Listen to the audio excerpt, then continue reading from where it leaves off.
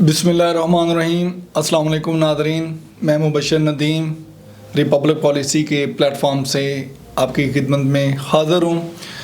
Nadreen, आप जानते हैं रिपब्लिक पॉलिसी ने जो सर्वे करवाया था पूरे पाकिस्तान में हल्का जाती सियासत का ज़िला की सतह पे, उसके जितने भी प्रोग्राम हैं वो हमने अपने यूट्यूब चैनल पे ज़िला वाइज करके अपलोड कर दी हैं।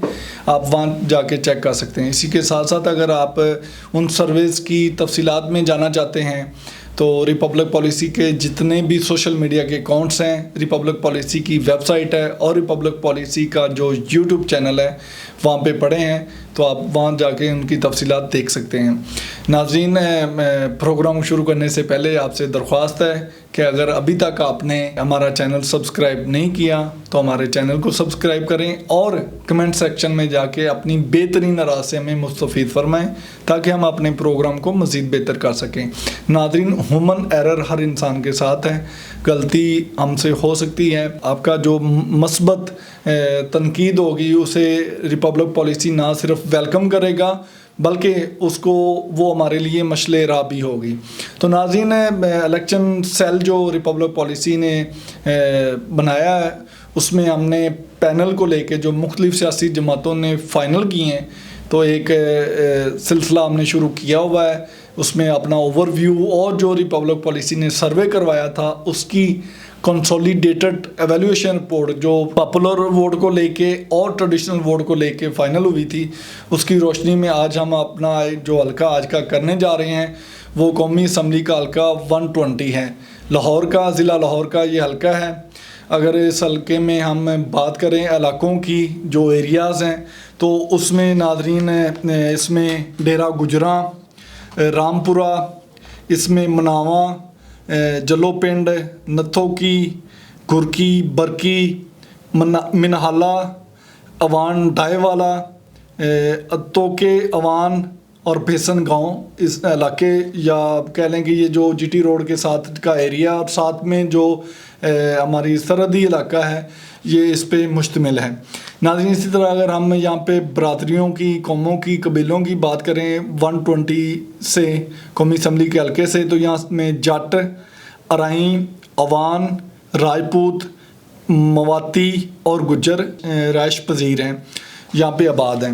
नाज़रीन, इसी तरह अगर हम यहाँ पे पैनल की बात करें, सियासी जमातों ने जो फाइनल किए हैं, मुस्लिम लीग नवाज़ का जो पैनल है उसमें सरदार अयाज सादिक साहब जो हैं, जो साबका कौमी असम्बली के स्पीकर भी हैं, तो वो यहाँ पे कौमी असम्बली के उम्मीदवार हैं। नाज़रीन, ये उनका हल्का नहीं है बल्कि वो यहाँ पे न्यू कमर हैं, या कह लें कि यहाँ पे एक इम्पोर्टेड कैंडिडेट हैं। अगर इसी तरह हम सूबाई असम्बलियों की, नवाज़ लीग ने जो पैनल बनाया उसमें सूबाई असम्बलियों की बात करें तो 151 है पीपी। यहाँ से सुहेल शौकत भट्ट साहब हैं सूबाई असम्बली के उम्मीदवार। इसी तरह पीपी 154 से मलक गुलाम हबीब अवान साहब सूबाई असम्बली के उम्मीदवार हैं। नाज़रीन, इसके साथ कुछ इलाके जो हैं वो 155 के भी मिलते हैं जिसमें नईम शाह साहब उम्मीदवार हैं सूबाई असम्बली के।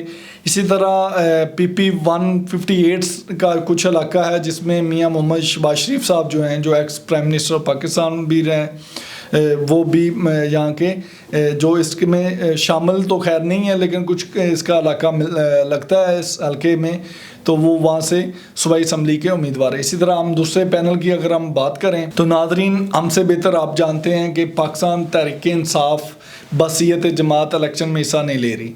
उनके पास उनका इंतखाबी निशान बल्ला नहीं है। इलेक्शन कमीशन ऑफ पाकिस्तान ने उनको इंट्रा पार्टी इलेक्शन में कहा था कि आपके इलेक्शन, इंट्रा पार्टी इलेक्शन जो है वो ज़ाब्ता अखलाक के मुताबिक नहीं हुए, वो रूल्स एंड रेगुलेशन के मुताबिक नहीं हुए, तो उनसे बल्ले का निशान जो है, इंतखाबी निशान वापस ले लिया।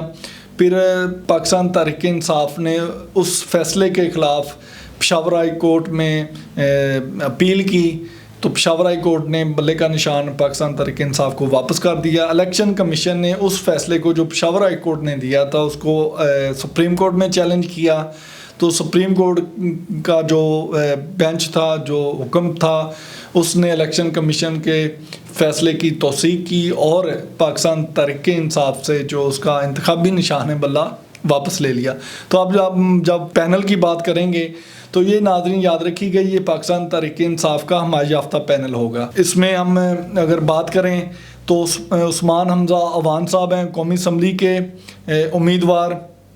इसी तरह अगर हम सूबाई असम्बलियों में आ जाएँ 151 पीपी हमाद अवान एडवोकेट हैं।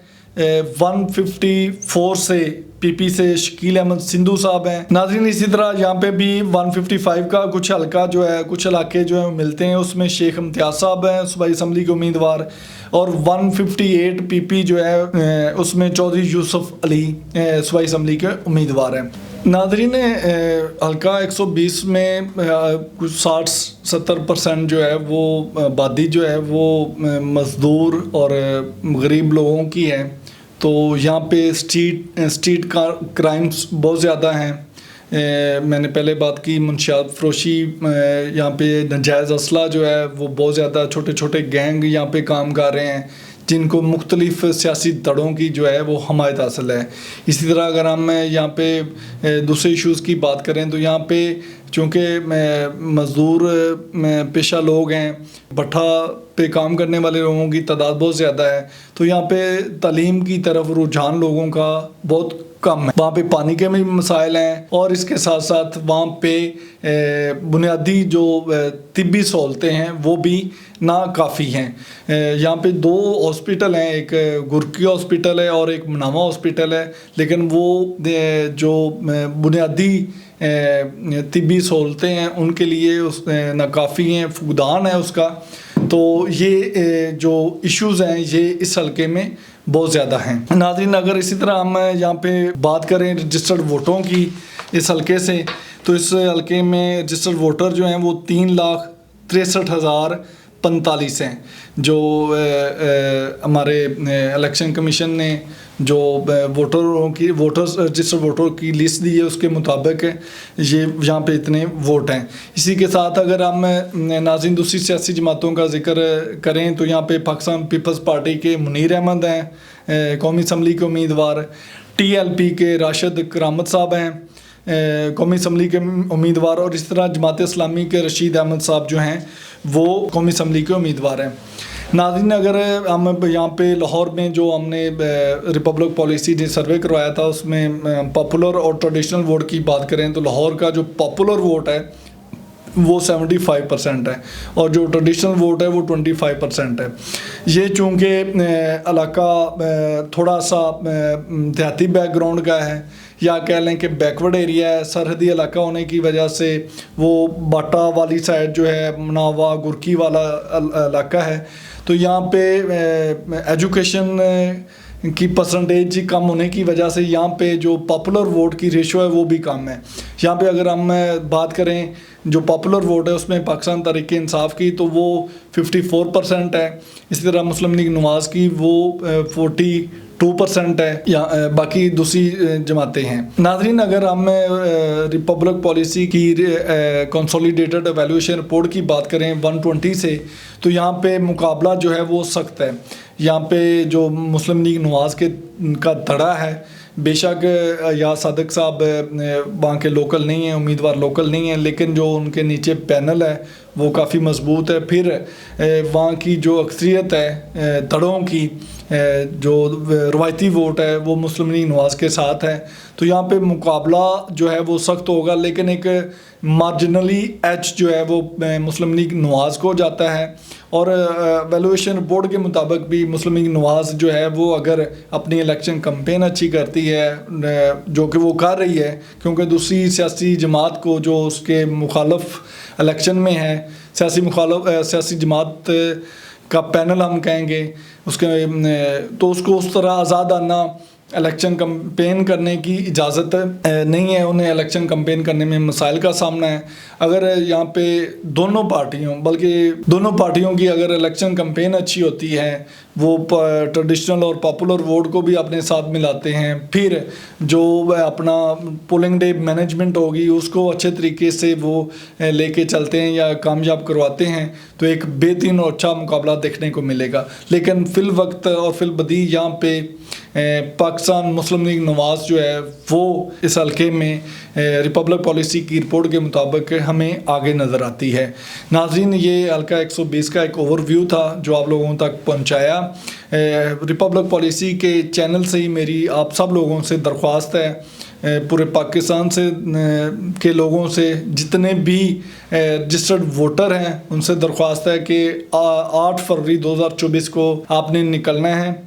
आप जिस सियासी जमात को सपोर्ट करते हैं, आप जिस सियासी लीडर को आप पसंद करते हैं, आप अपना वोट लाजमी कास्ट कीजिएगा। ये आपका कौमी फरीज़ा है, फंडामेंटल राइट है, आपको वोट देने से कोई भी नहीं रोक सकता। और जितना टर्न आउट ज़्यादा होगा उतना ही कोई मजबूत और पायदार जो हुकूमत है वो तश्कील पाएगी। और कोशिश करें कि उस सियासी जमात और उस उम्मीदवार को वोट दें जिसको लगता है कि इसके हाथों में या इस जमात के हाथों में पाकिस्तान का मुस्तकबिल जो है वो महफूज है।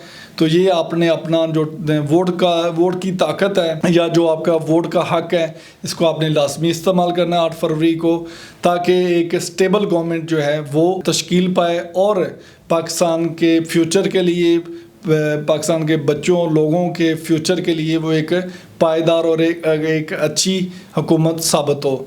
नाज़रीन, अपने फीडबैक से लाजमी नवाजिएगा। इंशाल्लाह अगले प्रोग्राम में आपसे मिलते हैं, तब तक के लिए अल्लाह हाफिज़।